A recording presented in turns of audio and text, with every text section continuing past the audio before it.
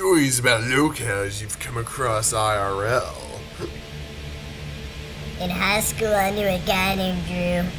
Drew was tall and skinny, but in a really unhealthy looking way. He looked like a heroin addict or an AIDS patient. The fact that he looked to be about 30 at 17 didn't help any. Drew lived with his grandparents after his parents were killed in a plane crash. He always smelled like a mixture of camphor and hot fried onions. Drew was obsessed with TV programming, not the shows themselves, but the way shit was programmed by the stations, scheduling it live, memorized the contents of all the various studio syndication packages, and had a Rain Man style recall of everything that ever aired on the 200 plus channels in the premium cable package. You could name a channel and the time, and he would be able to tell you exactly what they were airing. He was also a furry and obsessed with Crystal from Star Fox Adventures. He got caught downloading Crystal porn in media class a couple of times. One time he was asked out by a real girl, and he was so freaked out he ended up puking on her. Last I heard of him, he had somehow managed to get married to a fat Indian chick and was working as a janitor at a television station. Exploding a furry and a puking her? That man sounds amazing. I really have to expect the end of the defense thing. It's not someday, it could be a follow. I really do. You lucked out so far, so give yourself a treat. I went to high school with this guy who was out of his fucking mind. He was 19 years old and was pulled back a bunch of times. He had the same outfit on every day. Gray stained sweatpants, John Dice, New Balance shoes, and one of 3 different Beatles t-shirts. Much of his insanity revolved around him being a sex-crazed lunatic.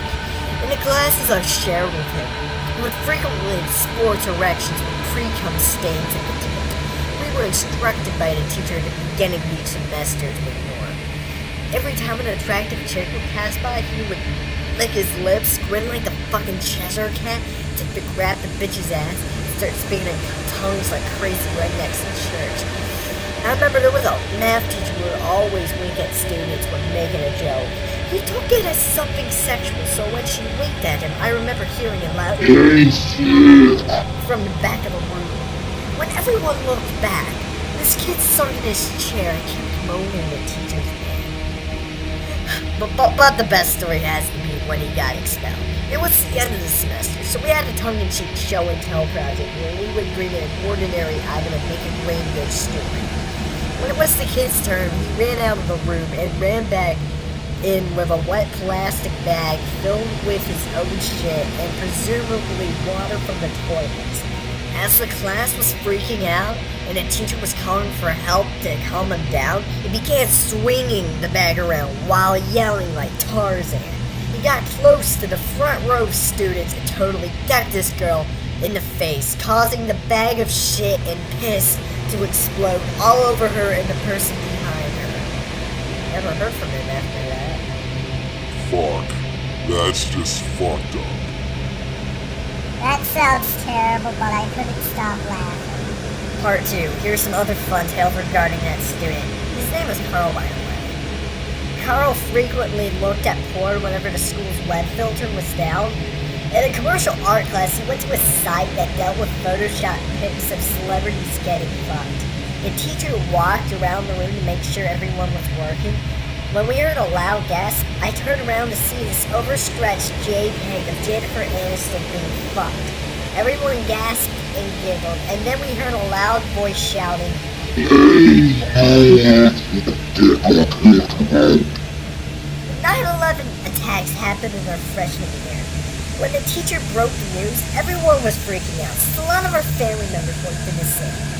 Carl spent a good chunk of the day letting people that everything was okay because their parents were celebrities.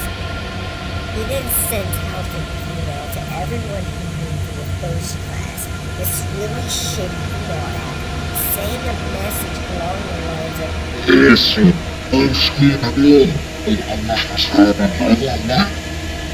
Sure, I just graduated high school last year, and we were using first class second grade. How old shit he cried. There was this crazy person named Paul at my high school for first year, played me.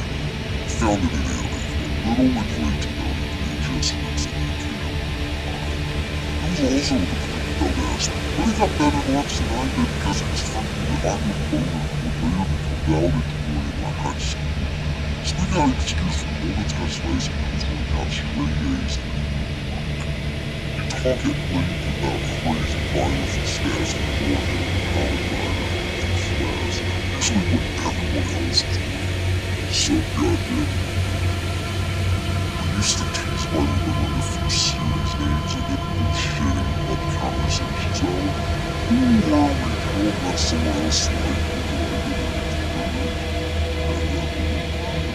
we fucked them over before graduation by inviting the future valedictorian and convincing them to work with the guys. Dude didn't have any comment on it. Fellows fine brothers and didn't know how to study for exams. He was hilarious in the start. Finally realized that he was fucking awesome.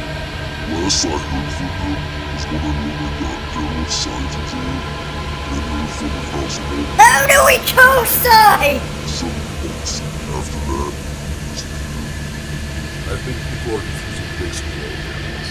I have a story about a very special locale. He was an autistic guy who worked at my college that everybody, except for professors, called retarded Larry.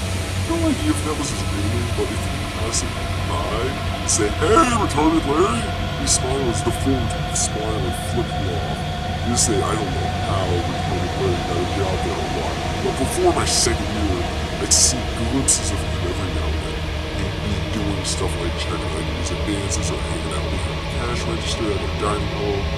At dances, he'd wander around the crowded crowd, painting his nose and generally creeping people out. Except for one time at Larry's dances, retarded Larry always dressed the same. Red shirt clumsily tucked into his pants with a foam holder attached to his belt. Retarded Larry had his own creepy stare, but whenever he talked to people, he squinted his eyes like he poured dynamite. Larry wasn't all bad though. For example, his responses to bullying were pretty hilarious. Once somebody asked him how big his dick was, and Larry told him in his nasally voice, "They are your tits, sure." But all locales have their flaws, and I guess Larry's was sex. The guy was obsessed with it. One time at the library, I saw him doodling how to have sex. Anyway, one day I noticed retarded Larry was with a girl. That showing in her face looked like she had Down syndrome. I didn't know her, but I assumed she was his friend from special ed class. By this point, I knew that retarded Larry's mom dropped him off in the morning and picked him up at 6. So when he came up to me and asked me to borrow my key card, our dorms used key cards because he lost his. I knew he was trying to do something. I told him that, and I know where it was. When I got back a few hours later, I ran into some soccer friends with his friends. They were extremely happy and laughing and high-fiving each other. I asked them what was up, and they told me that they let me retard Larry and his flame for vacation. It was obvious that Larry was going to have sex with I tried. Minutes later, I saw an old lady calling me with a worried look on her face. Followed closely by an RA. I had class to get to, so I'm sorry to say I don't know the delicious insidious details of what went down, but I never saw the retarded Larry again. Oh, I'm pretty sure the soccer guys got expelled too.